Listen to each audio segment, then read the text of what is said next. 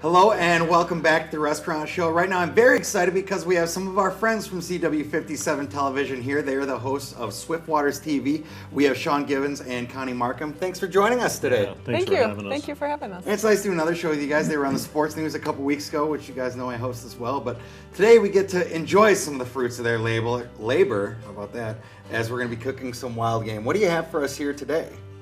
Well, we had a Wisconsin opener for waterfowl, and we're big duck hunters. That's really what we're all about. So we've got some wood duck jambalaya we're going to put together. Oh, it yes. it is Delicious. by far our favorite. Yeah. I'm looking forward to this. I love waterfowl. I love wild game. So if you don't get a chance to eat that a lot, this is one of those recipes you could take down. Might be a little bit out of your normal range, but I strongly recommend trying it. You're never going to go back. It's fantastic. So you said we're using wood duck today. Yep. We are. All right. So how does this kind of go together? What's the process for making this? Yeah. So we're fortunate enough we got out this weekend, and we got our limit on wood ducks. So what we end up doing is there's 6 birds, 6 wood ducks. We kept 2 of them whole and just plucked them. The other 4 we breasted the meat out, chunked it up, and last night put it into a marinade sauce. Let the brine soak in it overnight, as well with the whole birds. So the brine is real easy to do. You can see we've got a couple over here. I really love the vinegar, balsamic vinegar, red wine vinegar, olive oil, and then any type of spices that go in here. It's kind of to taste. Since it's a jambalaya, I like to spice it up a little bit of heat. You know, some of these things that have wacky labels, but slap your mama. It's weird labels, but it's good stuff. It's really especially good. if you like the heat. Yeah, it really is. It really is. A little bit of Worcestershire, just a touch. Again, let it marinate. I let it marinate overnight. A lot of people with poultry will just let it for like a half an hour, maybe an hour. But I really like to get the flavor into it. Sure. When we're trimming the meat off, all the fat, any blood, make sure the shot is out. Yeah, that's as well. usually important. Yeah. So that's kind of prep the night before, and then we get into when we're going to start cooking it. I always start with the meats and then gradually go into the vegetables. So, right. you know, with the magic of TV, we've got the pan on high. We add A little bit of olive oil. Yep, extra light olive oil. So there we go. We got the olive oil in there. Yep. Bacon and a little bit of onion, maybe a half of an onion. Put in. We'll end up frying that up. As it comes to about a medium cook, I don't cook it all the way through until it's real brisk, because the whole process takes about a 5-hour process. And the bacon makes everything better. That's Oh, that's yeah. a It go-to does. here on the Restaurant Show. Yep. So again, we'll cook the bacon till about medium-ish. We pull the bacon back out again and put it aside. So after it's cooked, leave all of the brine, I call it the goodness, in the pan, Yes. right? And then I come forward with the duck.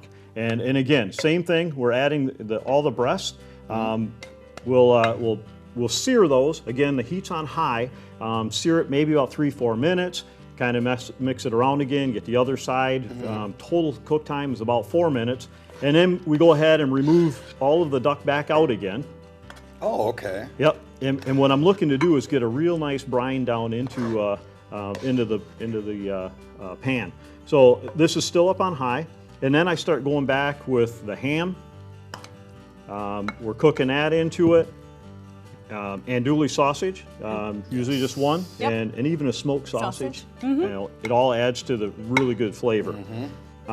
I should have mentioned the reason I pulled the duck out. You'd never want to overcook waterfowl. Correct. So, you know, years ago when I was a kid, it was like cook it, and it comes out like shoe leather. Yeah. So the searing it will at least give a nice crisp edge on it, and it'll, you know, save it that it's kind of medium on the inside. Okay. Then we add it right at the very end. So we got the meat products. Yep. Then we just start adding Yep. all the vegetables. Some celery, Celery. carrots. Carrots. Thankful to the garden this year. It produced really well. We cook our own vegetables. Okay, which that makes is it even really easier. nice. Oh, yeah. Onions, peppers. We always have a couple different kinds of peppers. You can add jalapeno if you want. To this recipe, we didn't today. Usually we put a little bit of heat in there, but otherwise just use some sweet peppers and let that cook. Yep. we'll let this cook, simmer up, and put a little bit of water into it, just to kind of let it marinate a bit. Then we come back in, and you can tell, any direct, it doesn't have to be one ingredients at one time. We can start adding them as we Sure. go. I try to bring the water back up to a boil at this point, and we use cast iron. I should have mentioned that earlier. Absolutely just love. gonna ask, Yep, okay. love the cast iron. Lodge makes these products. They've got a whole array of them. The main reason, years ago, my grandma used to cook, and she cooked it in pressure cookers. A lot of the meat. It holds all the moisture in, breaks down the meat, and it comes really, really tender. And same type of stuff with the cast iron.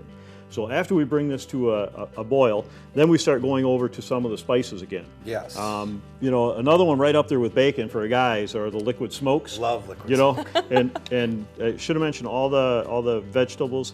Anywhere from 1 to 2 cups is kind of an easy. The seasonings are think about 2 tablespoons ish.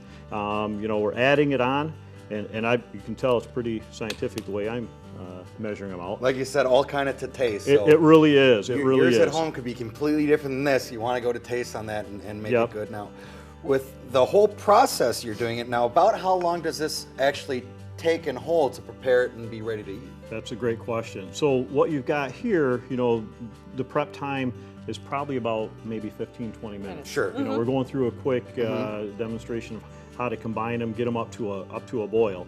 And the last piece is adding the duck back into it. From that point, if you grab that lid, I got the oven on at a real low heat, about 200, 225 degrees. Then it goes into the oven for about 4 hours. Oh, wow. Okay. Yeah, 4 hours with the lid on. So, it's steaming, it's breaking it down. I check it about every hour just to make sure there's enough fluid in it. sure it's Might going, have to add a little more water during that time frame. After the 3.5, 4 hours, we pull it back out and then add the remaining piece, which is top it off with some of the duck. If you notice, we also brought in whole plucked birds. Yep. And we'll literally, in the same, drop the whole birds in here. Oh, all right. And then we add in the jambalaya mix itself. Perfect. When the jambalaya mix is on, we put it back in the oven for another hour with the lid on it, and it's done. So total cook time is about 5 hours. 5 hours. So- So we're going to show you a finished product here, but really first we're running out of time. Swift Waters TV, it's on CW57 here. Where can our viewers see that as well? Yeah, on the weekends. Yep. Saturday it airs about 6 a.m. and Sunday on 6:30 p.m. So be sure to check it out. Swift Waters TV, an awesome show, especially if you love the outdoors. One of my favorites, and I'm not even on it, so that tells you how much I like it. Sean Gibbons and Connie Markham, thank you so much for joining us here on The Restaurant Show today. Thanks a Thank lot you for having us. Thank you. We'll be back for more of The Restaurant Show in just a moment.